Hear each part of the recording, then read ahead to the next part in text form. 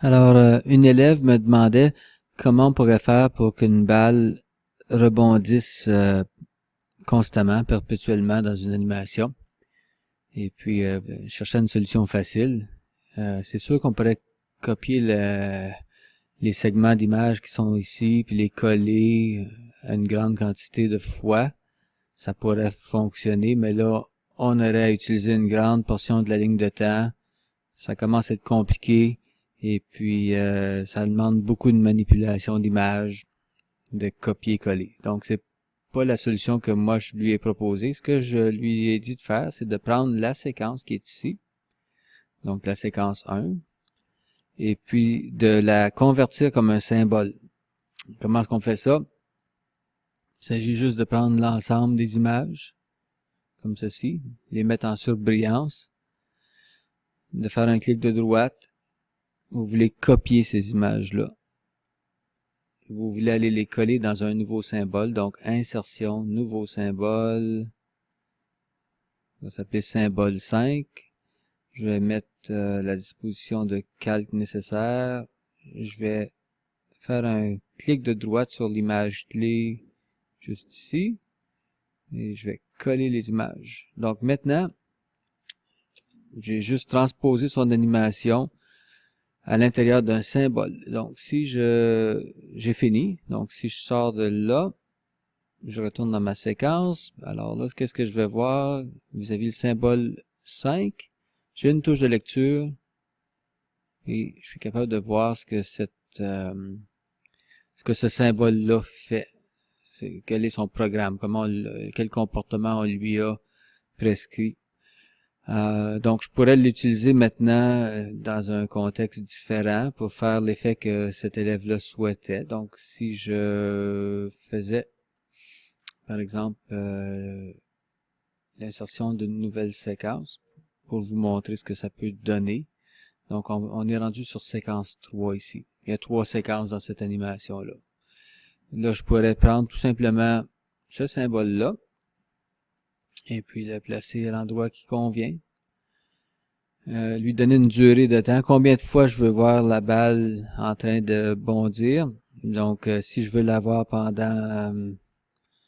disons 4 secondes, environ 100 frames, 200 frames pour 8 secondes, plus ou moins. Donc 200 images clés, je vais faire un F6 ici. Et puis si je fais, je vais supprimer les autres séquences pour vous permettre de voir juste cette séquence-là. Alors je vais aller faire du ménage dans mes séquences, je vais enlever la séquence 1, je la mets à la poubelle. On va juste garder la séquence 3, puis je vais faire un Ctrl Enter. Donc, pendant approximativement 8 secondes, vous allez voir cette balle-là bondir. Donc, c'est une technique que je vous encourage à utiliser.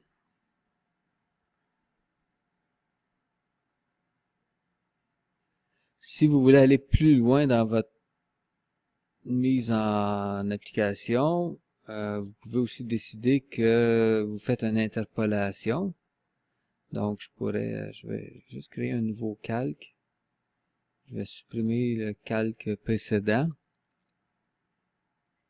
pour avoir un nouveau départ ici. Donc, je pourrais tout simplement mettre le symbole comme j'ai fait tantôt, puis peut-être le manipuler, donc faire un F6 à l'image 50, parce que peut-être ça me tente qu'il y ait un gros rapprochement qui se passe.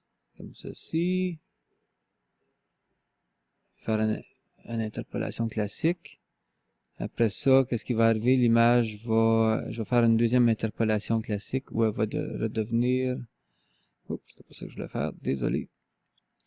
Je vais juste manipuler un petit peu mes images, je vais enlever ce qui est superflu, comme ceci. Alors je vais supprimer les images, et puis ici je vais juste faire un F6 pour garder cette dimension-là pour une période de temps, juste environ 3 secondes. Donc ça va faire quoi? Ça va faire qu'au début, la balle progresse, devient de plus en plus grosse, puis elle va rester à cette grosseur-là. Il va y avoir du mouvement, parce que évidemment, c'est ça qui est assigné comme comportement à ce symbole-là. Fait que si on regarde ça, ça fait quoi?